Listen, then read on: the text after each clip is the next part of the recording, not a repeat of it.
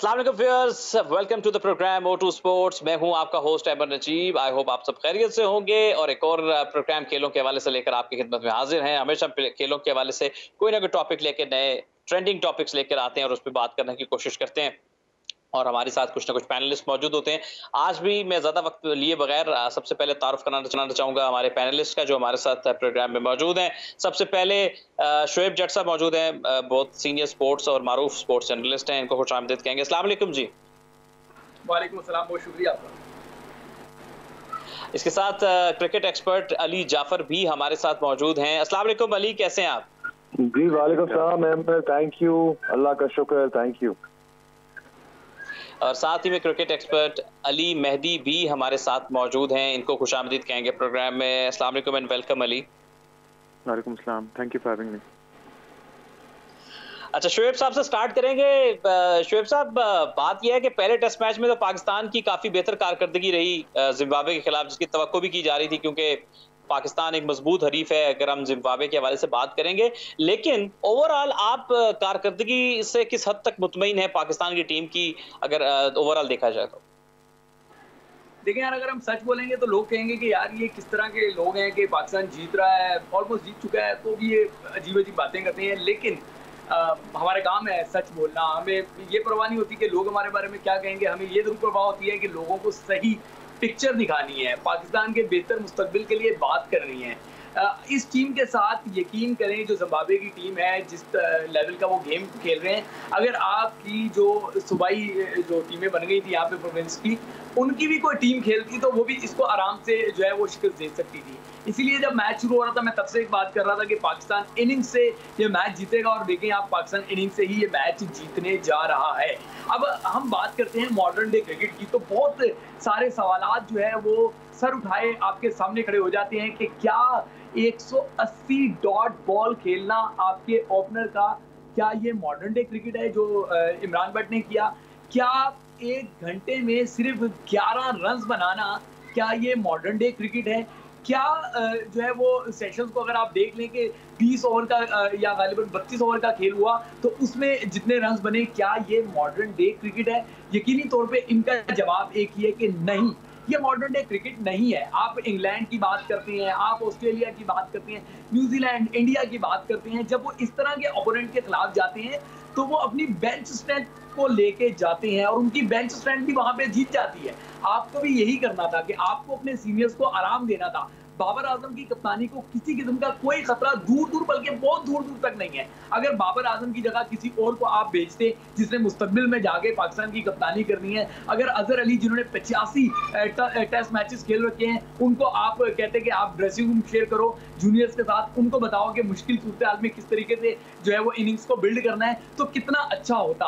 अगर आप अपने बेंच स्ट्रेंथ पे बैठे हुए जो है वो ताबिश खान को 600 विकेटों के बाद ये इनाम दे देते कि वो एक कमजोर हरीफ के खिलाफ सही लेकिन टेस्ट कैप हासिल करने में कामयाब हो जाता, तो कितना ही अच्छा होता। अगर आप जो है वो और भी अगर बात हम कर लें सऊद शकील की, सऊद शकील को लेके जाते हैं, डोमेस्टिक के परफॉर्मर में आ जाए, कामरान गुलाम है, वहां पे जो उस्मान सलाउद्दीन है, इस तरह के बहुत सारे नाम है, बहुत सारे नाम है। अगर पेसर्स में आपको ताबिश के साथ वक्कास मकसूद नजर आ रहा होता है जिसने डोमेस्टिक सर्किट में बड़ी अच्छी परफॉर्मेंस दी है, तो कितना आपको भी इत्मीनान होता, मुझे भी इत्मीनान होता, और साथ पाकिस्तान फ्यूचर की तरफ अपने कदम बढ़ा रहा होता। अब इस टीम के खिलाफ आप इनिंग से बेशक जीत रहे हैं, लेकिन जिस तरह का डिफेंसिव खेल आप लोगों ने शुरू में पेश किया, उसके बाद क्या आपका मॉरल अप हुआ होगा कि आपको फ्यूचर में बड़ी टीमों से टेस्ट क्रिकेट में टकराना है? मैं T20 की बात नहीं कर रहा, वहां पे तो बात लेके जाएंगे तो सिर्फ शर्मिंदगी नजर आएगी। मैं सिर्फ टेस्ट फॉर्मेट की बात कर रहा हूँ। मैं बतौर क्रिकेट एनालिस्ट मुतमईन नहीं हूँ, बिल्कुल। बहुत जो है मुबारकबाद कि पाकिस्तान इनिंग्स की फतह को समेटने जा रहा है, गले लगाने जा रहा है, लेकिन इस फतह के पीछे कई खामियां हैं, वो छुप रही हैं जिन्हें छुपना नहीं चाहिए।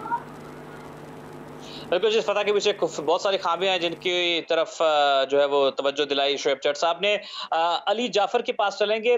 अली, आप पाकिस्तान के, जिस तरह शोएब जट साहब ने बात की कि पाकिस्तान बहुत सारे नए चेहरों को मुंतखब कर सकता था, या जिम्बाब्वे जैसी वो टीम जिसके बहुत सारे अहम नाम भी नहीं है, जैसे हम क्रेग एनवर की बात करते हैं, शॉन विलियम्स उनके रेगुलर कैप्टन थे, वो मौजूद नहीं है और बहुत सारे इनके सीनियर नेम्स हैं जो आपको नजर नहीं आ रहे हैं। उनके बावजूद एक बड़ी हल्की जिम्बाब्वे की टीम थी। क्या बेहतर ना होता कि हम ज्यादा से ज्यादा नौजवानों को मौका देते या हम दे सकते थे? आपका क्या नुक्ता निगाह है इस हवाले से? देखिए, मैं काफी हद तक जज साहब की जो है बात से इत्तेफाक करता हूँ और मैं नहीं चाहता कि यहाँ पर किसी किस्म का ये तासुर जाए कि हम क्रिकेट बोर्ड की खामियां निकालने के लिए ही बैठे हैं या हम नेगेटिव गुफ्तगू कर रहे हैं। ये रियलिटीज हैं कि आप अपना फ्रेम ऑफ माइंड देखें कि आप किस फ्रेम ऑफ माइंड से जा रहे हैं, आप किस टीम के अगेंस्ट खेलने जा रहे हैं, आप कहाँ खेलने जा रहे हैं। अगर आप जिम्बाब्वे जा रहे हैं और आप जिम्बाब्वे जैसी टीम के अगेंस्ट खेलने जा रहे हैं, आप तो कह रहे हैं अमर कि इनकी अपनी स्ट्रेंथ अपने फुलेस्ट पे नहीं खिला रहे, उन्होंने भी लड़कों को डेब्यू कराया है। लेकिन बात यह है कि अगर वो अपने फुल स्ट्रेंथ पे भी खेल रहे हो तो आई एक्सपेक्ट कि पाकिस्तान को अपनी बी टीम खिलानी चाहिए थी। यहाँ पे इस बात में कोई दो राय नहीं है कि बाबर आजम बाय फार इस वक्त दी ओनली ऑप्शन है जो पाकिस्तान क्रिकेट टीम को नजर आती है, काबिल ऑप्शन जिसके नीचे टीम फ्लरिश कर सकती है और लंबा अरसा कप्तानी कर सकते हैं। तो अगर ऐसी सिचुएशन में आप किसी नौजवान को ये मौका दे देते, आप फॉर दैट मैटर आप इवन रिजवान को कप्तान मुकर्रर कर देते सीरीज के लिए, तो शायद ये बुरी कॉल ना होती। आपको नजर आ रहा है कि एक प्लेयर है वो डिलीवर कर रहा है, मैच्योर है और मैच्योरिटी का मुजाहरा कर रहे हैं। ऐसी सिचुएशन में ये शायद बुरा कॉल ना होता अगर आप नए लड़कों को भी चांस देते और साथ कप्तान में भी थोड़ी सी तब्दीली कर देते हैं। उसके साथ साथ मैं अर्ज करूं कि सिर्फ ये मैटर टेस्ट मैचेस तक महदूद नहीं है। अगर आप पीछे चले जाएं, अभी T20s में भी मुझे कोई समझ नहीं आई कि मोहम्मद हफीज का 40 इयर्स की एज में या 41 इयर्स की एज में जिम्बाब्वे के अगेंस्ट आके खेलना और फिर इतनी इररिस्पॉन्सिबल क्रिकेट खेलना। मतलब जिस तरीके से पहली बॉल पे आप चार्ज करें, 40 रन आपको दरकार है, 36 बॉलों पे 6 रन ओवर टीम को रिक्वायर्ड है और आपका इतना सीजन प्लेयर आके जो है वो सामने प्लेयर के हाथ में बॉल दे दे, मतलब कैच पकड़ा दे। मुझे ये समझ नहीं आ रही कि हमारी डायरेक्शन क्यों नहीं है हमारा। जरा मैं जानना चाहूंगा कि बोर्ड वाजे करे कि इनका विजन क्या है। Do they have a plan या मकसद ये है कि वो मिसाल थी पंजाबी डंग टपाऊ, एक सीरीज आए गुजारो आगे चलो, एक सीरीज आए गुजारो। अजहर अली एक ऐसा प्लेयर जिसकी 43-44 की एवरेज है, जिसने पाकिस्तान का भी इस वक्त वो मोस्ट सीनियर प्लेयर मैं कंसिडर करता हूं यूनुस मिसबा के बाद, अभी इस वक्त टीम में सबसे सीनियर प्लेयर मेरी नजर में in terms of experience is Azhar Ali. आप अजहर अली को ये क्या नहीं कह सकते थे कि अजहर वी नो आपने प्रूव कर दिया है अपने आप को over a passage of last decade, आप 10 साल से पाकिस्तान को प्रूव करते आ रहे हैं, यहाँ पर नए लड़कों को मौका देना चाहिए था। बॉलिंग स्ट्रेंथ की मैं बात करूं, मतलब व्हाट इज द पर्पस, आप शाहीन शाह को जिम्बाब्वे टूर पे क्यों लेके जा रहे हैं? क्या शाहीन को यहाँ आराम नहीं दिया जा सकता था? मतलब ये वो चीजें हैं जिनको एड्रेस करना बहुत जरूरी है। वो एक मिसाल है all is well that ends well. यहाँ पाकिस्तान मैच जीत जाएगा और उसके बाद हम बोल देंगे कि जी वो बड़ा अच्छा हुआ, हमने तो एक इनिंग से हरा दिया या इतने रन से हमने। बट द थिंग इज कि हमने उस सीरीज से निकाला क्या? ठीक है, रिजल्ट के लिए जरूरी है, एक विन बहुत जरूरी है, बट क्या हमारे सिस्टम पे और उस डोमेस्टिक सिस्टम से निकले हुए उन नौजवान लड़कों पे जिनको मौका मिलना चाहिए था, क्या हमें उन पे इतना भी एतबार नहीं है कि वो वहां जाके इस कदर एवरेज किस्म की जिम्बाब्वे टीम के साथ कंपीट कर सकते हैं? मुझे तो यही नजर आ रहा है कि हमें लैक ऑफ कॉन्फिडेंस है अपने कायदे आजम ट्रॉफी पे, हमें लैक ऑफ कॉन्फिडेंस है अपने डोमेस्टिक स्ट्रक्चर पे और उन डोमेस्टिक स्ट्रक्चर से निकले हुए प्लेयर्स पे। यही रीजन है कि हम अपनी फर्स्ट टीम के टॉप प्लेयर्स को इन मैचेस में देख रहे हैं खेलते हुए। बिल्कुल ठीक है अली। अली मेहदी आपकी तरफ आऊंगा। अच्छा, लोगों में एक आम तासुर है अली के लोग ये तासुर है कि शायद जो हमारे हेड कोच मिसबा उल हक हैं वो थोड़ा सा महफूज हिकमत अमली के साथ मैदान में उतरते हैं। ये एक तासुर है उनके खेल के दिनों से भी और वो जो हेड कोच हैं इसके वाले से भी। क्या आपको लगता है इस वजह से जो आप अपनी पूरी स्ट्रेंथ के साथ, ठीक है टीम उन्होंने सेलेक्ट नहीं की, वो कोच मोहम्मद वसीम ने सेलेक्ट किया, लेकिन आप जो नौजवान आपके पास बेंच स्ट्रेंथ पे मौजूद थे उनको भी आजमाया नहीं गया और आप अपनी प्रॉपर स्ट्रेंथ के साथ जो है वो गए हैं। आपने साजिद खान को डेब्यू बस कराया, तो आपको लगता है कि थोड़ा महफूज हिकमत अमली आपको नजर आ रही है? वो थोड़ा सा जो हेड कोच का मिजाज है वो आपको प्लेइंग 11 की इंतखाब करने में भी नजर आ रहा है। गो के बाबर आजम तो प्रेस कॉन्फ्रेंस में ये कह रहे थे कि मैं ही टीम मुंतखब करता हूं, लेकिन जो खबरें आती हैं वो कहती हैं कि अंदर की खबरें ये कहती हैं कि नहीं भाई, इसमें आपका हेड कोच का एक अपना काफी हद तक उनकी मर्जी शामिल होती है प्लेइंग 11। नहीं, इसमें कोई शक ही नहीं है कि इसमें जो हमारी प्लेइंग 11 होती है बल्कि स्क्वाड होती है, उसमें हमेशा जो होते हैं मिसबा उल हक जो हमेशा डिफेंसिव कोच रह चुके हैं और डिफेंसिव माइंडसेट के साथ होते हैं, वही सिलेक्ट करते हैं, हमेशा से ऐसे चलते हैं। और ऐसे चलता आ रहा है। पिछले दिनों बाबर आजम ने आके डिफेंड भी किया था और कहा था कि मेरे पास भी राय है इसके, लेकिन इसमें तो कोई डाउट नहीं है कि हमेशा जो होता है मिसबा जो होता है हमेशा एक तो एक्सपेरिमेंट नहीं करना चाहता है और साथ में ये है कि हमेशा जो होते हैं जो है एक सीजन हमेशा 11 करना चाहता है, वो एक्सपेरिमेंट करना नहीं चाहता।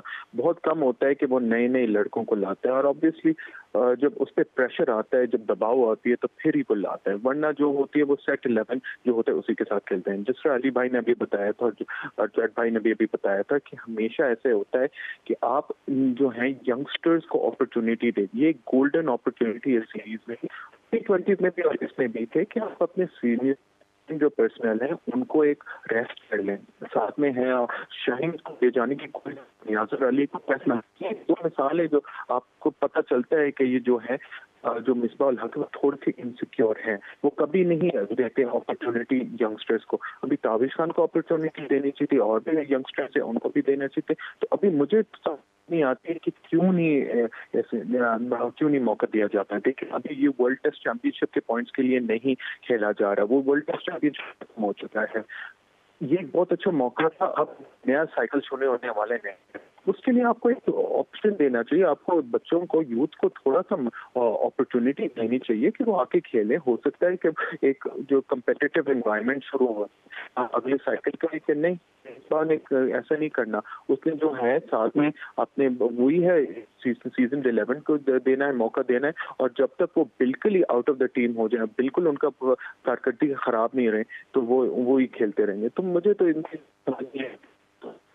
तो ले जाने का फायदा क्या, जरूरत क्या है जो हमारे जो लगता है कि कोई कोऑर्डिनेशन कम्युनिकेशन नहीं है आपके इसके अलावा चीफ सेलेक्टर और साथ में टीम मैनेजमेंट के साथ। जी बिल्कुल अली, आपका पॉइंट ऑफ व्यू आ गया। मैं शोएब जट के साहब की तरफ चलूंगा। शोएब जट साहब, इससे पहले कि हम मजीद कुछ प्लेइंग 11 या पाकिस्तान के स्क्वाड पे बात करें, मुझे सिलेक्शन कमेटी की जो स्ट्रेटजी होती है या खिलाड़ी मुंतखब करने की एक जो कहते हैं कि तरजीहात होते हैं, वो समझ नहीं आई। एक तरफ आपने ठीक है आपने रिस्पेक्ट दी ताबिश खान को, उनकी परफॉर्मेंस जो कि वो एक दहाई से ज़ायद अरसे से दे रहे थे पाकिस्तान की डोमेस्टिक स्ट्रक्चर में, कि आपने उनको टीम में मुंतखब किया। दूसरी तरफ शाहनवाज धानी की अगर हम बात करते हैं, ठीक है बिल्कुल बासलाहियत खिलाड़ी, इसमें कोई शक की बात नहीं, लेकिन अभी तो पहला सीजन खेला था, अभी तो वो कहते हैं ना कि अभी वो फसल पूरी पक के तैयार नहीं हुई थी, तो अभी आपने उनको सबसे मुश्किल फॉर्मेट में सिलेक्ट कर लिया। तो ये बेहतर ना होता कि हम अभी शाहनवाज धानी के ऊपर मजीद मेहनत करते, उनकी जो सीखने का अमल जारी रहता, और हम यहाँ पर टॉप परफॉर्मेंस देने वाले खिलाड़ी, जैसे हम बात कर रहे थे वकास मकसूद या इस तरह के खिलाड़ियों को हम यहाँ पर, या उस्मान सलाउद्दीन जो कि पिछले 5 बरस से बड़े मुस्तकिल मिजाजी से परफॉर्म कर रहे हैं, इस तरह के खिलाड़ियों को यहाँ पर मुंतखब करते। एक तरफ आप देखते हैं कि आपने एक्सपीरियंस को पिक किया है फर्स्ट क्लास प्लेयर, दूसरी तरफ बिल्कुल ही आपने एक कुछ खिलाड़ी मुंतखब कर लिए। अब्दुल्ला शफीक कोई फर्स्ट क्लास का 2-4 मैच भी नहीं खेले हुए उन्होंने, उसके बाद आपने शाहनवाज धानी जो अभी पहला सीजन खेले अभी सीख रहे हैं, मुंतखब कर लिया। तो आपको लगता नहीं है कि सिलेक्शन में भी कोई मुस्तकिल मिजाजिया को वाज़ेह पॉलिसी नजर नहीं आ रही? यार नजीब देखें, जो इस टाइम पाकिस्तान क्रिकेट बोर्ड है ना, उन सब का टॉप टू बॉटम एक ही फार्मूला है, होशियारी होशियारी और सिर्फ होशियारी। चलाकियां दिखा रहे हैं, कोई विजन नहीं है, सिर्फ चलाकियां हैं कि आप किसी भी तौर पे अपनी चलाकियां दिखा के जो है वो आगे बढ़े। अब ये जो चीफ सेलेक्टर साहब हैं, जो तलाशी गुमशुदा को उनका इश्तिहार देना चाहिए, क्योंकि जब होम सीरीज जीत रहे थे तो बड़ा वो हर जगह नजर आ रहे थे। अब जब जिम्बाब्वे से एक डिफीट हुई तो उसके बाद से वो गायब हुए हैं। सही है, उससे पहले जो है वो सीना ठोक के मैदान में आए हुए थे, अब पता नहीं कहाँ छुप गए हैं। और जिम्बाब्वे के खिलाफ जो भी परफॉर्मेंस है, जितनी भी तनकीद हो रही है, उसका जो है वो सामना ही नहीं करना चाहते। शायद उनका लैपटॉप खराब हो गया, वो लैपटॉप सही करवाते फिर रहे हैं, या उसमें नई चीजें इंस्टॉल करवाएंगे तो फिर आएंगे, फिर आके हमारा सामना करेंगे। बहरहाल देखिए, ये चलाकी है। उन्हें पता है कि टीवी पे जो स्टार्स बन गए थे, पीएसएल का एक आधा स्पेल, मैच भी नहीं, एक आधे स्पेल की वजह से शाहनवाज धानी को उठाया और टेस्ट फॉर्मेट में ले गए। देखते जाए, विजन देखते जाए। जाहिद महमूद, उनको बहुत ज्यादा सोशल मीडिया में बात हो रही थी, उठाया टीम में लेके आया, उसने व्हाइट बॉल में परफॉर्म किया, उसको व्हाइट बॉल में कंटिन्यू कराने के बजाय रेड बॉल में फेंक दिया।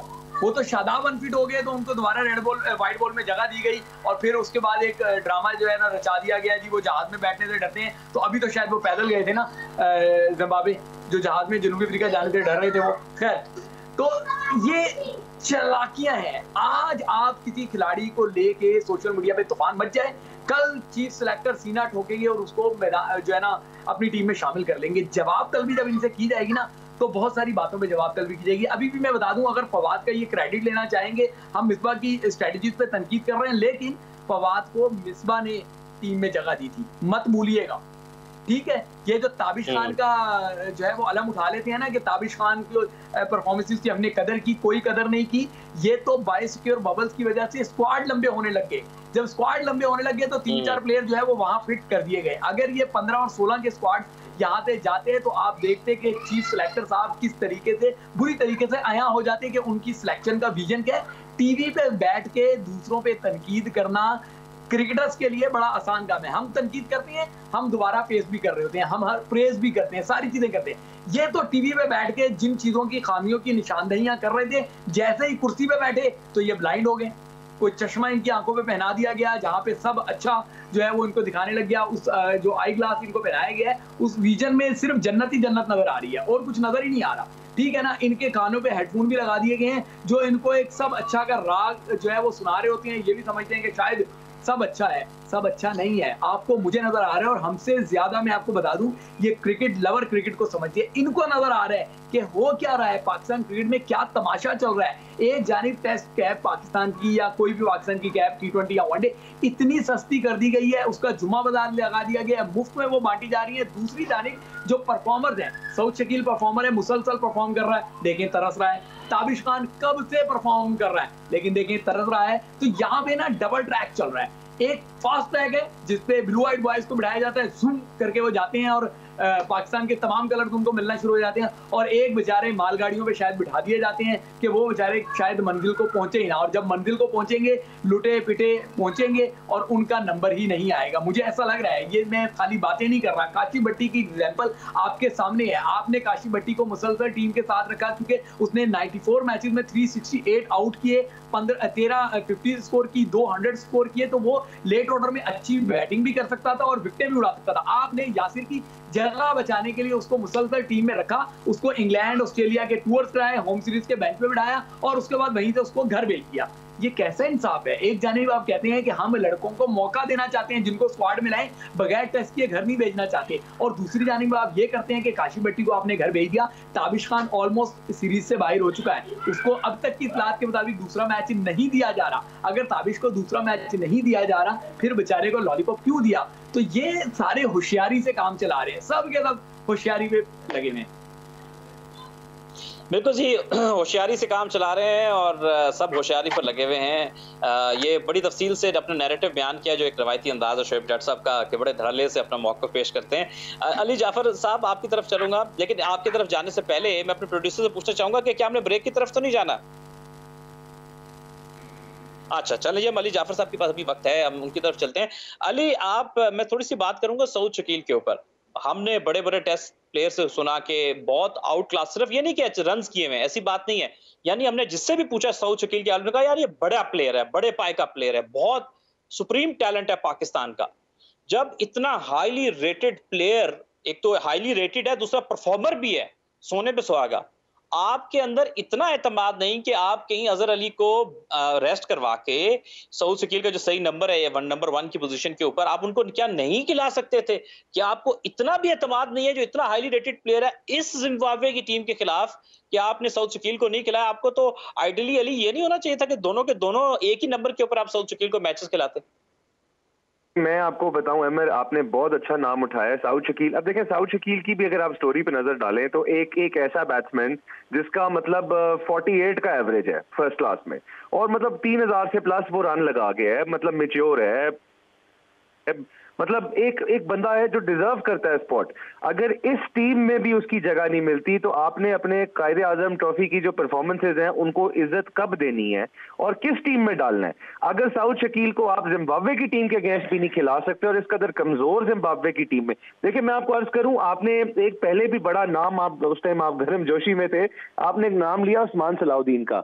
मैं उस नाम को भी थोड़ा सा आगे बढ़ाना चाहूंगा। ये दोनों नाम, सऊद शकील, उस्मान सलाउद्दीन, ये वो अपॉर्चुनिटी थी जहां पर आप इनको मेन टीम में डाल सकते थे, आप इनको आजमा सकते थे। आपने अब्दुल्ला शफीक को चांस दिया, अभी उसके पास बहुत क्रिकेट बाकी है, 21 साल का लड़का है, कोई उम्र नहीं। अब्दुल्ला शफीक कहीं नहीं भागा जा रही है। एज ए करियर बहुत लंबा करियर है, परफॉर्मेंसेस के लिए 1000 मौके और मिलेंगे।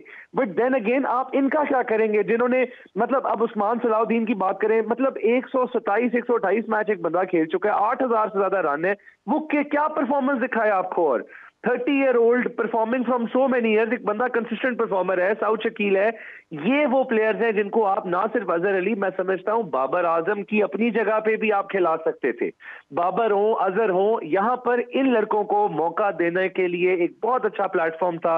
अनफॉर्चुनेट है कि वो प्लेटफॉर्म हमने मिस किया, अनफॉर्चुनेट है कि इन लड़कों को नहीं खिलाया गया। और एक किस्म का आप समझें कि हम ये अगर सीरीज ले भी आए जीत के, तो हमारे शायद रैंकिंग में 2 पॉइंट 4 पॉइंट का इजाफा हो जाएगा। बट जेन्युइनली क्रिकेट में अगर आप पूछें, हमने ग्रो नहीं किया इस सीरीज से। हमने कुछ भी ऐसा, मैं पॉजिटिव नहीं कहूंगा, चले ठीक है आपने साजिद साजू को चांस दे दिया, ठीक है, आप अच्छा है, एक आधा नया लड़का खिला गए हैं, बहुत अच्छी बात है। बट इन परफॉर्मेंस का क्या है, आपने उस्मान सलाउद्दीन को 2011 में पिक किया, आप उसको वेस्ट इंडीज की सीरीज में खिलाया, आपने 18 में एक मैच दिया, उसके बाद फिर गायब कर दिया। 7 साल आप पूछते नहीं है। फिर वन फाइन मॉर्निंग आप एक रैंडम लड़के को, 21 साल के लड़के को चांस दे देते हैं। आप जस्टिफाई कर रहे हैं अपना role as a selection, as a chief selector, आप जस्टिफाई कर रहे हैं अपना role as a selection panel, जो पीसीबी का यहां पर असूलन होना चाहिए था।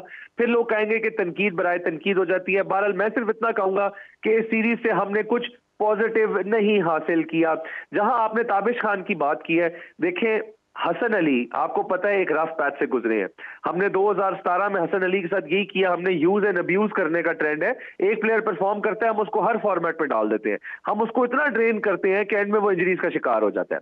उसकी बैक का प्रॉब्लम हुआ वापस। अब इस वक्त जिम्बाब्वे के टूर में आप हसन अली को खिला रहे हैं, शाहीन शाह को खिला रहे हैं, यहां पर आप ताबिश को नहीं खिला सकते थे।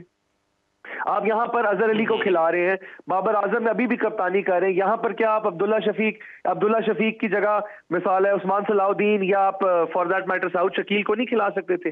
बिल्कुल सही। हम आगे चलते हैं, अली मेहदी साहब की तरफ चलते हैं। अली जाफर ने बड़े तफसील के साथ जो है वो कमेंट किया, और हम अली मेहदी की तरफ चलते हैं। अली ये बताइए कि हम ओवरऑल आप नुमान अली की बॉलिंग को कैसे देख रहे हैं। उन्होंने सांगड़ से ताल्लुक है, इंटीरियर सिंध से एक प्लेयर खेलता है, तो बड़ी एक खुशी की बात इसलिए होती है कि वो बहुत सारे अपने मकामी खिलाड़ियों का या आसपास के इलाकों का एक हीरो बन जाता है, कि उसको देख के बहुत सारे जो प्लेयर्स हैं वो इंस्पिरेशन हासिल करते हैं कि हम भी क्रिकेट में आएंगे, हम भी नुमान अली बनेंगे।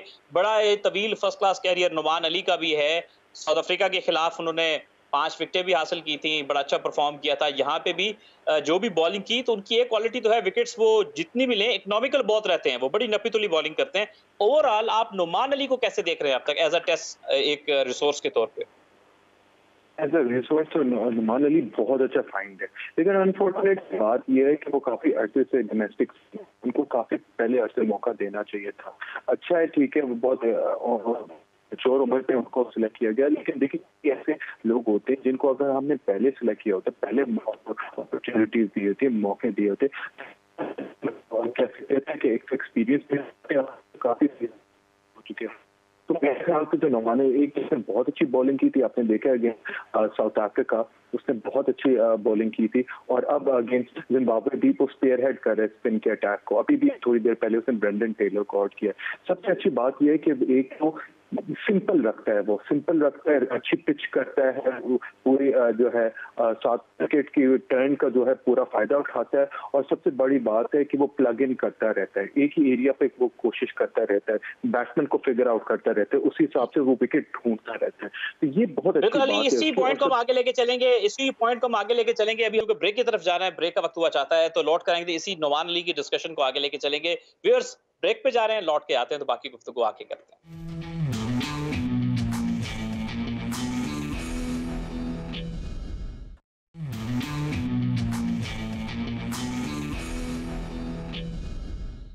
वेलकम बैक व्यूअर्स, मैं हूं आपका होस्ट अहमद नजीब, और हमारे साथ जैसे आप जानते हैं कि पैनलिस्ट मौजूद हैं, शुएब जट भी हैं, अली जाफर भी हैं, अली मेहदी भी हैं।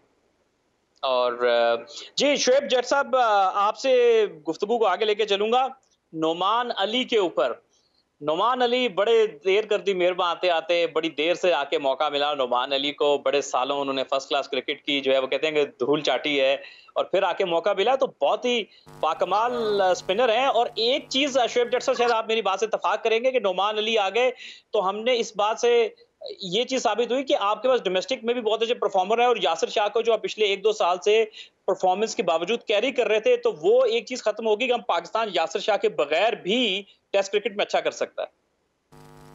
बिल्कुल ऐसा ही है। बहुत सारे प्लेयर्स जो हैं उनका करियर इसलिए खत्म हो जाता है कि कोई एक प्लेयर जो है वो टीम में सेट होता है, पहले जितवाता है पाकिस्तान को, लेकिन जब वो डिक्लाइन की तरफ आ रहा होता है तो तब उसके दोस्त उससे दोस्तियां निभाते हैं, पाकिस्तान टीम को नहीं देखते, वो दोस्तियां निभाती हैं जिसका नतीजा है या जिसका खमियाजा जो है वो बहुत सारे और परफॉर्मर्स को भुगतना पड़ता है कि वो बेचारे जो है वो या तो बेंच पे बैठ के घर चले जाते हैं या डोमेस्टिक में परफॉर्म करते करते अपने घर उनको जाना पड़ जाता है। ये एक कड़वा सच है।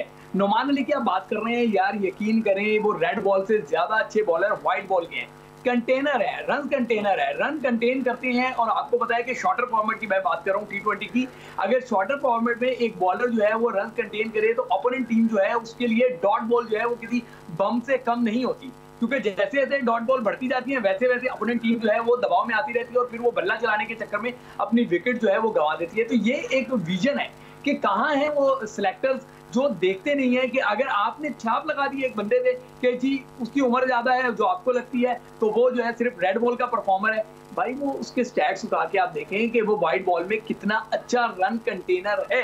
तो ये ज्यादतियां हमारे यहाँ सिस्टम में होती हैं कि आपने फैसला कर लिया, अब जिसको आपने नवाजना है वो फिर अब्दुल्ला शफीक है कि आप उसको एक जो है वो परफॉर्मेंस पे लेके आते हैं, पहले T20 खिलाते हैं, फिर आप वनडे उसको खिलाते हैं और उसके बाद टेस्ट स्क्वाड में लेते हैं। और आप इतला दिए हैं कि टेस्ट स्क्वाड में भी उसको टेस्ट कैप देने के इम्कान बहुत ज्यादा बढ़ा दिए गए हैं या बढ़ गए हैं। तो ये आपके फैसले हैं कि जो आपको पसंद आएगा वो एक आधा स्पेल कराएगा, चाहे वो मैच विनिंग हो या ना हो वो भी टीम में आ जाएगा। आप उसको अपनी पसंद पे, क्योंकि आप ये कह रहे हैं कि अब्दुल्ला शफीक जैसा पाकिस्तान में और दूसरा टेक्निक का कोई बल्लेबाज ही नहीं है, तो भाई अब्दुल्ला शफीक को जिस नंबर पर उठाया था उस नंबर पे तो आपने खिलाया नहीं है। इतनी अच्छी उसकी टेक्निक थी तो वो तो बुरी तरह एक्सपोज हो गया। सही है। इसी तरीके से आप देखें जब हैदर अली को आपने उठाया तो आपने जमीन और आसमान एक मिला दिया कि आपको पावर हिटर मिल गया है, आपका पावर हिटिंग का मसला हल हो गया। आसिफ अली ने को आपने जब उठाया बैक करना शुरू किया तब भी आपने यही राग लापा, इफ्तिखार को जब उठाया तब भी आपने यही राग लापा, खुशदिल को उठाया तब भी आपने यही राग लापा। तो ये जो आपको पसंद है उनको आप मौके पे मौका देते जाते हैं, जो आपको पसंद नहीं है उनके लिए आप कह देते हैं यार सब चीजें सही है लेकिन इसमें वो वाली बात नहीं। वो वाली बात खुदा का वास्ते हमें बता दें कि वो वाली बात क्या होती है, जो वो वाली बात आपके पसंदीदा लोगों में नजर आ जाती है लेकिन जो बेचारा परफॉर्मर है जो डोमेस्टिक में रन्स के अंबार लगाता है, विकेटों के मीनार खड़े कर देता है, उसमें वो वाली बात नहीं मिलती। तो नजीम ये वो वाली बात पे अगर आपको भी मिल जाए तो काइंडली यार मुझे जरूर बताना, क्योंकि मैं बड़ा परेशान हूँ, मैं बहुत तलाश कर रहा हूँ ये वो वाली बात कहाँ से मिलेगी।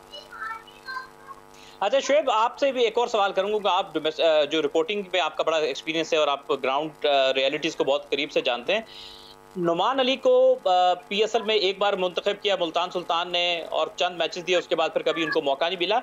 ये हमारे जो सुपर लीग की जो टीम्स होती हैं, इनके जो प्लेयर एक्विजिशन मैनेजर्स होते हैं, ये कितना जाके ग्रास रूट लेवल पे क्रिकेट को कवर करते हैं, इनको कितना पता होता है लोकल क्रिकेट का। और हम यही एक नुकसान हम देखते हैं कि अक्सर जो बेहतरीन आपके डोमेस्टिक के नाम होते हैं वो पाकिस्तान सुपर लीग का हिस्सा ही नहीं बन पाते। यार कड़वा सच है, पता नहीं बोलना चाहिए या नहीं बोलना चाहिए, बड़ी मुश्किल में आप डाल रहे हैं, लेकिन चले मैं खैर बोल देता हूँ। ये जो कुछ तमाम फ्रेंचाइजीज की बात नहीं कर रहा, कुछ फ्रेंचाइजीज के मैनेजर जो हैं वो गॉड फादर बने हुए हैं, ठीक है ना, वो गॉड फादर बने हुए हैं। उन्होंने अपना एक पूल बना लिया है, उस पूल में वो लोगों को अजीब अजीब किस्म की जो है ना प्लेयर्स के साथ डिमांड करते हैं, अजीब अजीब किस्म के उनसे कॉन्ट्रैक्ट जो है वो लिखते हैं, फिर उनको बाउंड करते हैं। बड़ा अजीब से मामला है। मैं बस ढके छुपे अल्फाज में ये कहूंगा कि पाकिस्तान क्रिकेट बोर्ड जरूर देख रहा होगा कि ये जो चंद लोग हैं वो किस तरीके से जो है वो कुछ एक टोला बना के, और बस मैं ज्यादा बोल नहीं सकता, क्रिकेट बोर्ड यकीनन इस पे काम कर रहा होगा। बिल्कुल सही है जी, टोला बना के। और शोएब जट साहब ने कुछ नहीं कहा और बहुत कुछ कह भी गए। अली जाफर साहब की तरफ चलेंगे हम। अली, पाकिस्तान सुपर लीग पे थोड़ी सी हम बात करेंगे, थोड़ा उस पर आ जाते हैं, फिर टेस्ट सीरीज को तो डिस्कस करते रहेंगे। पाकिस्तान सुपर लीग, इससे पहले कि मैं रिप्लेसमेंट ड्राफ्ट की बात करूं कि क्या हुआ कैसे हुआ, आप समझते नहीं है कि जो पाकिस्तान सुपर लीग का मुलतवी होना, चलो पहली बार पैंडेमिक आ गया, वो पूरी दुनिया के लिए नई सिचुएशन थी, काबिल कबूल है, लेकिन जो दूसरी मर्तबा जो ब्लंडर हुआ उसमें एक आपने मेडिकल के हेड को कुर्बानी का, डॉक्टर सुहेल अगर मैं गलत नहीं हूं तो कुर्बानी का बकरा बना के उनको आगे फ्रंट पे करके, जो पीछे बहुत से लोगों की कोताहियां थी वो पसे मंजर में चली गई। वो लोग जो कि अपनी रिश्तेदारियां दोस्तियां निभा रहे थे, उनके जानने चाहने वाले उनके करीब के लोग जो थे वो बायोसिक्योर बबल के अंदर घुस रहे थे, प्लेयरों से मिल रहे थे, बेतकल्लुफी का एक कहते हैं समा बना हुआ था उन, जिसकी वजह से एक पाकिस्तान क्रिकेट बोर्ड को ना सिर्फ बहुत बड़ा नुकसान हुआ पैसों की मद में, बल्कि एक क्रेडिबिलिटी की मद में भी पाकिस्तान क्रिकेट बोर्ड को पीएसएल में को एक नुकसान पहुंचा और आपकी लीग जो है वो आप वापस करानी पड़ गई। बहुत सारे बड़े नाम अब नहीं मौजूद हैं, तो आप समझते नहीं है कि इसमें भी थोड़ा सा नामों को यहाँ पे सेफ्टी दी गई है और जिस तरह हक बनता था यहाँ पर कार्रवाई करने का, वैसी कार्रवाई नहीं हुई?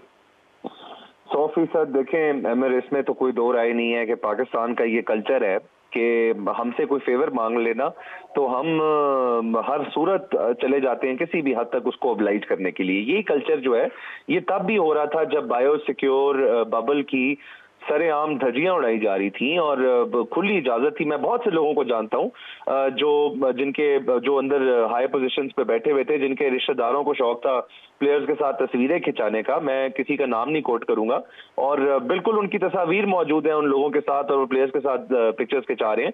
कहने का मकसद है कि बायोसिक्योर बबल जैसी तो कोई चीज एग्जिस्ट ही नहीं कर रही थी। अल्लाह का करम था और अल्लाह वाली आस थी, जितना टूर्नामेंट निकल गया और वो जो मैच शुरू में इनिशियल खेल गए वो इसी वजह से खेल गए कि अल्लाह ने हम पे कोई करम रखा हुआ था, वरना पीसीबी की तरफ से अगर आप कहें या बोर्ड की तरफ से कोई एहतियात वो वाली बात बिल्कुल नहीं थी। जो होटल जिसमें टीम स्टे करी थी उसमें नीचे बिला शुबा, ये मैं आपको दावे से कह सकता हूँ, नीचे शादियां भी चल रही थी और उस होटल में सिर्फ देखे ना वेटर्स और इनसे भी तो आपको अपनी टीम को महफूज रखना है ना, जिन लोगों से आपका इंटरेक्शन होता है। अब इस दफा खैर कहा तो ये जा रहा है कि एक ब्रिटिश फर्म है जिसको हायर किया गया है इस दफा क्रिकेट बोर्ड की जानिब से और वही तमाम जो है वो बायोसिक्योर बबल को मैनेज करेगी। रेस्ट्राडा का ओवरऑल जो फर्म है उसका सुना तो यही था कि नाम भी बहुत ज्यादा है, लेकिन बहरहाल आई डोंट नो। फिलहाल देखें, अच्छा है, ये तो अच्छा इकदाम है कि पूरा होटल जो है वो बुक करा लिया गया 300 बेड का और पूरी मैनेजमेंट जो है वो समझ ले बायोसिक्योर बबल में रहेगी। और एक किस्म का अगर आप देखें तो ये जेस्चर जो है ये खुद ही उनका एक किस्म का एतराफ भी है कि पिछली दफा हमसे बहुत सी कोताहियां और गलतियां हुई हैं। अगर वो फिर होती हैं तो उसके बाद क्या होगा इसका मुझे नहीं पता, अल्लाह करे कि फिर ना हो। लेकिन ये है कि I still have my doubts because ये जो हमारा कल्चर है ना कि यार मेहरबानी कर दे मेरा तेरी दाढ़ी ते हाथ थे, ये कल्चर जो है ना पाकिस्तान की। अच्छा अली, मैं आपकी बात को आगे लेके चलूंगा। हम लोग मीडिया के लोग हैं, इवन कई मामलात पे हमें बड़ा दिक्कत पेश आती है अपने कार्ड्स बनवाने में। जो कि जेन्युइन काम करने वाले लोग हैं उनको एंट्री होने में उन कैमरामैन को कभी कहाँ बिठा दिया जाता है, एक बात करो जेन्युइन, लेकिन वहीं पर कुछ सिक्योरिटी के स्टाफ के लोग ऐसे होते हैं जिनके हाथ में कुछ मामलात ऐसे होते हैं कि उनके रिश्तेदार हर वीआईपी जगह से एंटर हो रहे होते हैं, जिनका डायरेक्ट इस खेल से लिंक नहीं होता है, उनको हर तरह की वीआईपी ट्रीटमेंट मिल रही होती है और उनको हर जगह रसाई भी होती है। इवन बायोसिक्योर बबल के जमाने से पहले की भी मैं बात कर रहा हूं। तो आपको लगता नहीं है कि जिन लोगों का काम है वो कहीं ना कहीं पसे पर्दा होते हैं, उनको तो पाकिस्तान क्रिकेट बोर्ड उस तरह से फैसिलिटेट नहीं करता जिस तरह फैसिलिटेट करने का हक होता है, लेकिन जो ऐसे लोग होते हैं जिनका कोई ताल्लुक नहीं होता लेकिन उनका ताल्लुक किसी की पोजीशन पे बैठे लोगों के साथ होता है और उनको हर तरह की लिवरेज मिल जाती है, तो ये कल्चर भी पाकिस्तान को खत्म करने की जरूरत है। नहीं देखें, इसमें तो कोई दो राय नहीं है। वेरी ऑनेस्टली मतलब मैं इस चीज का खुद गवाह भी हूं कि वो लोग जो सिर्फ मैनेजमेंट या मतलब जो है इर्द गिर्द को इंश्योर करने को, इस चीज को यकीनी बनाने के लिए वहां पे मौजूद होते हैं कि हर चीज स्मूथली फंक्शन करती रहे, उनके एक्सेस से आए हुए लोग ज्यादा बेनिफिट करते हैं। और जो प्योर हार्डकोर रॉ जर्नलिस्ट है जिसने पूरी जिंदगी सहाफत को दी होती है, जिसने हर प्रेस कॉन्फ्रेंस अटेंड की होती है, जो ग्राउंड का जर्नलिस्ट होता है, जज साहब बेहतर बता सकते हैं, उनको कोई खास फैसिलिटी वो हासिल नहीं होती। जो प्रिविलेज्ड होते हैं वो ज्यादा शॉर्टकट के जरिए आ जाते हैं। ये तो खैर पाकिस्तान में जैसे भी आपको पता है कल्चर शुरू से चलता आ रहा है। पीएसएल में भी अभी जितने जो आपके बेहतरीन पार्किंग स्टिकर्स होते थे और वीवीआईपी पार्किंग स्टिकर्स होते थे वो गाड़ियों पे लगे होते थे और उन गाड़ियों पे लगे होते थे जिनका बराह रास्त क्रिकेट से या सहाफत से, उन सहाफियों से जो क्रिकेट कवर करते हैं उनसे ताल्लुक नहीं होता था। और जो मेन स्ट्रीम जर्नलिस्ट थे, जो मेन स्ट्रीम मीडिया के प्रोफेशनल जर्नलिस्ट थे। वो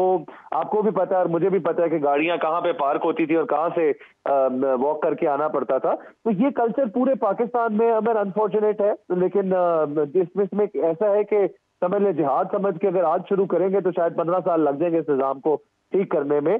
और अफसोस की बात है कि पाकिस्तान में ये निज़ाम को ठीक करना ही नहीं चाहता, क्योंकि मुझ जैसे आप जैसे बहुत से लोग कहीं ना कहीं इस निज़ाम के साथ जुड़े होते हैं और हम इनमें से बेनिफिशियरी होते हैं। तो ये तो एक ऐसी डिबेट है कि ये बहुत लंबी चली जाएगी, बट मैं इस हद तक जरूर कहना चाहूंगा कि अगर उन लोगों को अकोमोडेट किया जाता है तो उसके साथ साथ एक स्पेशल पॉलिसी होनी चाहिए तमाम फील्ड जर्नलिस्ट के लिए, और वो प्रिविलेजेस उन जर्नलिस्ट को भी हासिल होनी चाहिए जो दिन रात एक करके क्रिकेट बोर्ड के अच्छे बुरे सारे अवाम के सामने लेके आते हैं। ये प्रिविलेज उनको भी हासिल होनी चाहिए, बल्कि उनको तरजीहात पे सबसे ऊपर रखा जाना चाहिए।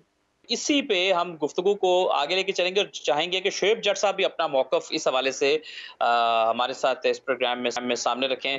जी शोएब जट साहब क्या कहना चाहेंगे? नजीब देखें, ये एक PSL पोस्टपोन होने का मामला नहीं है भाई, ये पाकिस्तान की प्रेस्टीज का मामला था। ये पाकिस्तान के शायकीन क्रिकेट के जज्बात से खेलने का मामला था। ये बहुत खौफनाक मामला था एक ऐसे मौके पे जब इंग्लैंड ने पाकिस्तान आना है, न्यूजीलैंड को पाकिस्तान लाने की तैयारियां हो रही हैं, आपकी लीग जो है वो पोस्टपोन हो गई और उसमें यकीनी तौर पे फिर इन जो टूर्स हैं अपकमिंग, इन पे डेंट पड़ सकता है। अल्लाह ना करे ऐसा हो, लेकिन पड़ सकता है। तो वो आपको और मेरी और आवाम की आंखों में धूल झोंकने के लिए एक कमेटी बनाई गई कि ये फैक्ट फाइंडिंग कमेटी है या जो भी उसकी इन्वेस्टिगेटिव कमेटी, जो भी उसका नाम रखा, कहाँ गई वो कमेटी की रिपोर्ट? क्यों नहीं वो मंजरे आम पे लाई जा रही? सिर्फ इसलिए कि आपके चाहने वाले उसमें एक्सपोज हो जाएंगे। एक ना सिर्फ कि ये पाकिस्तान की एक सिर्फ ये कि बायोसिक्योर बबल से एक PSL मुलतवी हुई थी, बल्कि पाकिस्तान की साख का मसला था, क्योंकि कॉन्फिडेंस भी, एक एतमाद भी टूटा, क्योंकि बड़ी टीमों को अब पाकिस्तान आना है, बड़ी मुश्किल से हमने स्टेज पे पहुंचे हैं। तो कितना बड़ा नुकसान हो सकता है पाकिस्तान को इस तरह से कि जो बाकी टीमें आनी है उनका एतमाद भी ब्रेक हो सकता है पाकिस्तान के ऊपर।